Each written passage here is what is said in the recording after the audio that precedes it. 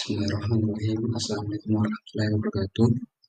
Sebelumnya perkenalkan nama saya Hermabil dengan NIM 230204502023 dari kelas PTE 03. Di sini saya akan menjelaskan mengenai materi tentang media pembelajaran, di mana materi tersebut saya rangkum dari beberapa pertemuan dari kelas mata kuliah media pembelajaran itu tersendiri. Nah, langsung saja untuk mempersingkat waktu, pengertian media pembelajaran. Media pembelajaran adalah alat bantu mengajar yang mengandung materi pembelajaran dan menyalurkannya dengan cara yang lebih efektif dan efisien. Media pembelajaran digunakan untuk menyampaikan materi-materi pelajaran dari guru kepada murid-murid dalam proses kegiatan belajar mengajar. Selain itu, media pembelajaran memiliki fungsi penting untuk mengadaptasi dan mengintegrasi dengan generasi milenial yang cenderung menggunakan teknologi dan informasi. Selanjutnya ada prinsip media pembelajaran. Di sini ada 3. Yang pertama itu sumber belajar, di mana segala sesuatu yang dapat menghasilkan pesan sebagai bahan objek kajian dalam pembelajaran, baik itu berupa dari pesan, lingkungan, manusia, benda, bahkan peristiwa yang dialami. Selanjutnya itu ada bahan ajar, di mana adalah segala sesuatu yang berisi pesan yang dimanfaatkan dalam pembelajaran. Nah, contoh dari bahan ajar ini bisa diperoleh dari buku-buku bahan ajar, buku-buku pelajaran yang bisa kita jumpai di perpustakaan ataupun di media sosial atau berupa media sosial berupa file begitu. Mungkin salah satu contohnya adalah jurnal. Nah, yang ketiga itu media, di mana segala sesuatu yang digunakan untuk menyalurkan pesan, merangsang pikiran, perasaan, perhatian, dan kemudian sehingga dapat mendorong proses pembelajaran. Nah, media ini merupakan suatu prinsip penting karena bisa menggabungkan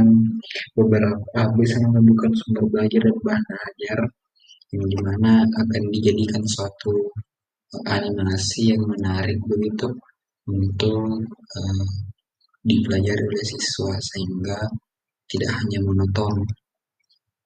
Selanjutnya, fungsi media pembelajaran. Nah, yang pertama itu memperjelas pesan agar tidak terlalu verbalisasi atau tidak hanya disampaikan dengan kata-kata, tapi bisa dilihat secara visual begitu. Yang kedua, mengatasi keterbatasan ruang, waktu, tenaga, dan daya indera. Yang tiga, menimbulkan gairah belajar, interaksi lebih langsung antara murid dengan sumber belajar. Yang keempat, memungkinkan anak belajar mandiri sesuai bakat dan kemampuan visual, auditori, dan kinestetiknya. Ya, dan yang terakhir itu memberi rangsangan yang sama, mempersamakan pengalaman dan menimbulkan persepsi yang sama. Selanjutnya ada kontribusi media pembelajaran, yang dimana yang pertama itu penyampaian pesan pembelajaran dapat lebih standar atau lebih jelas. Yang kedua itu pembelajaran dapat lebih menarik. Yang ketiga, pembelajaran dapat lebih interaktif dengan menerapkan teori belajar. Yang keempat, waktu pelaksanaan pembelajaran dapat diperpendek. Dan yang kelima, kualitas pembelajaran dapat ditingkatkan. Yang keenam, pembelajaran dapat berlangsung kapanpun dan dimanapun diperlukan. Yang ketujuh, sikap positif siswa terhadap materi pembelajaran serta proses pembelajaran dapat ditingkatkan. Dan yang terakhir, peran guru berubah ke arah yang positif. Selanjutnya ada tren pemanfaatan media, di mana di sini ada 4 tren pemanfaatan dari media. Yang pertama itu integrasi, di mana 2 atau lebih media yang dimanfaatkan secara terpadu untuk saling mengisi dan saling melengkapi. Dan yang kedua itu konvergensi, yaitu penggabungan dari berbagai tipe media seperti teks, fotografi, suara, video, dan animasi ke dalam satu media tertentu. Nah, hal inilah yang mungkin membuat pembelajaran lebih aktif, lebih menarik, karena adanya penggabungan dari beberapa komponen pembelajaran yang tersusun rapi dan menjadi suatu yang lebih menarik. Nah, kita lanjut yang ketiga yaitu interaktif di mana adanya komunikasi dua arah antara media dengan pengguna dalam bentuk stimulus dan respons. Nah, ini berupa suatu akses yang diberikan oleh guru. Mungkin salah satu contohnya yaitu kuis yang bisa diakses dalam website dengan menggunakan internet ketika seorang murid memberikan jawaban dan langsung bisa berinteraksi dengan uh, website tersebut yang sudah diprogram oleh gurunya, di mana akan memperoleh penjelasan dari jawaban yang diberikan.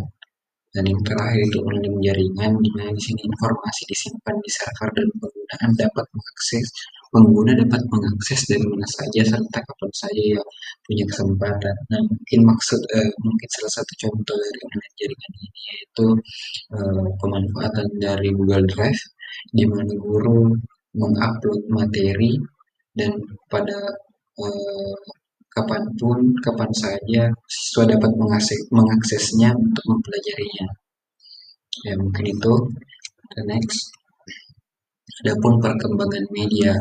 Nah, generasi pertama pada media itu yaitu media cetak, di mana di Indonesia media cetak pertama kali muncul pada tahun 1906 melalui surat kabar yang bernama Suara Merdeka, di mana Suara Merdeka ini adalah salah satu mungkin bentuk uh, wadah masyarakat-masyarakat Indonesia menuangkan aspirasi atau ide-ide tentang kemerdekaan Indonesia pada saat itu. Ketika seorang warga mempunyai ide yang uh, perlu disampaikan, maka dia menyampaikan melalui media cetak seperti koran tersebut. Nah, lanjut ke generasi kedua yaitu radio dan audio yang pertama kali muncul pada tahun 1925 yang disiarkan oleh Radio Batavia. Radio Batavia ini dikelola oleh pemerintahan Hindia Belanda yang dimana menyajikan kabar-kabar dan juga berita-berita tentang apa yang terjadi pada hari-hari tersebut dan juga menyajikan musik-musik dan uh, kalau tidak salah bahasa yang digunakan itu bahasa Belanda dan juga bahasa Jawa. Nah, yang ketiga, generasi ketiga ada televisi dan video. Nah, televisi dan video pertama kali disiarkan oleh TV TVRI, TV Nasional Republik Indonesia pada tahun 1962, di mana penayangannya itu menayangkan proses pengibaran bendera merah putih pada saat upacara kemerdekaan Indonesia yang ke-17 pada 17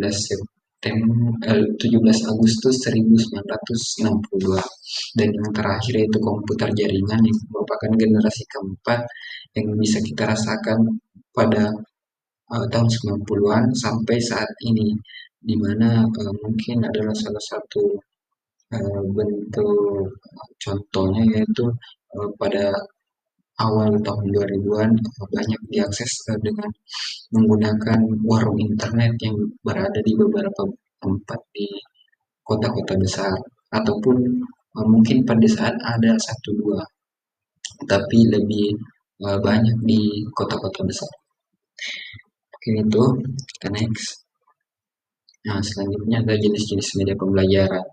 Yang pertama itu media yang diproyeksikan, di mana media proyeksi terbagi menjadi dua yaitu overhead proyektor adalah alat untuk memproyeksikan gambar atau tulisan pada transversi film. Ya, yang kedua adalah slide proyektor, alat untuk memproyeksikan gambar atau tulisan pada film positif. Mungkin salah satu contoh ketika saya mempresentasikan materi ini yang saya bawakan di depan teman-teman saya atau di depan kelas dengan menggunakan suatu alat yang biasa disebut dengan proyektor atau ya proyektor itu. Selanjutnya ada media yang diproyeksikan. Yang pertama ada realita, di sini terbagi menjadi empat. Yang pertama realita, di mana realita adalah benda nyata yang digunakan sebagai bahan ajar. Yang kedua ada model, benda tiga dimensi yang merupakan representasi dari benda sesungguhnya. Nah, yang ketiga ada bahan grafis, yang mana adalah gambar atau visual yang penampilannya tidak diproyeksikan. Dan yang terakhir adalah display, bahan pameran atau display yang penggunaannya dipajang di tempat tertentu.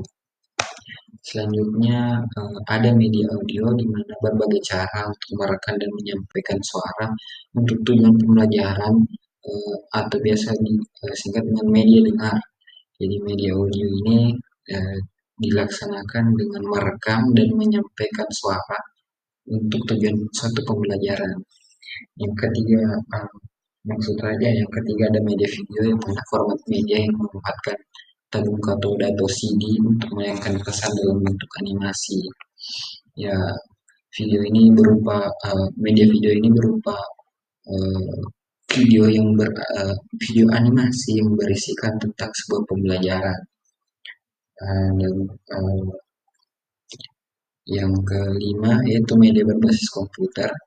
Media yang dioperasikan melalui komputer yang biasa dikenal sebagai perangkat lunak atau software seperti internet dan website. Nah, media berbasis komputer ini untuk saat ini merupakan salah satu yang paling banyak diakses oleh pelajar karena ada mungkin kita bisa sebut 80 sampai 90% pelajar Indonesia pada saat ini pasti menggunakan internet dan pasti mengakses sebuah website untuk melakukan bahan ajar atau kegiatan-kegiatan yang lainnya.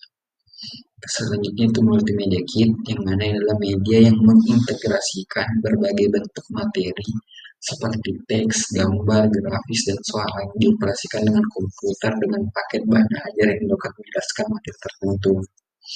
Ya, selanjutnya ada penggolongan media berdasarkan sifatnya. Di sini media audio yang melibatkan indera pendengaran, media visual yang melibatkan indera penglihatan, media audiovisual yang melibatkan indera pendengaran dan penglihatan, media multimedia melibatkan indera pendengaran dan penglihatan yang bersifat interaktif. Dan yang terakhir media realita, di mana melibatkan indera pendengaran, penglihatan, penciuman, pengacapan, dan peraba. Ya, mungkin dari beberapa penggolongan media reality inilah yang mungkin paling kompleks atau yang paling sering ditemui pada saat proses belajar karena melibatkan semua indera. Walaupun tidak menutup kemungkinan media-media lainnya pasti juga dijumpai. Selanjutnya, kesimpulan. Ya, media pembelajaran ini memainkan peran penting dalam meningkatkan proses belajar mengajar dengan menghadirkan materi pelajaran dalam format yang menarik dan interaktif. Media pembelajaran dapat meningkatkan pemahaman dan motivasi siswa dari video simulasi edukatif memperkaya pengalaman belajar, memungkinkan siswa untuk menjelajahi konsep-konsep baru dengan cara yang lebih menarik dan mendalam. Media pembelajaran tidak hanya meningkatkan efektivitas belajar, tapi juga mempermudah proses evaluasi yang dilakukan oleh guru-guru. Alat-alat seperti quiz online dan simulasi memungkinkan guru untuk menilai pemahaman siswa secara lebih objektif dan efisien. Data yang diperoleh dari evaluasi ini dapat digunakan untuk memonitor kemajuan siswa dan menyesuaikan strategi pembelajaran agar lebih efektif. Nah, mungkin dari penjelasan dari beberapa slide yang saya paparkan tadi menyadarkan kita bahwa pentingnya tentang media pembelajaran dalam proses belajar mengajar pada saat ini. Banyak siswa yang membutuhkan media pembelajaran ini sebagai bentuk motivasinya untuk tetap belajar dan tidak hanya bermelas-melasan. Ya, menurut saya media pembelajaran ini satu aspek penting dalam proses belajar mengajar. Ya, mungkin itu saja yang bisa saya presentasikan. Mungkin ada beberapa kata yang kurang berkenan atau salah pengucapannya. Mohon dimaafkan karena saya hanyalah manusia biasa. Mungkin itu saja yang sempat saya sampaikan. Lebih dan kurangnya mohon dimaafkan. Assalamualaikum warahmatullahi wabarakatuh.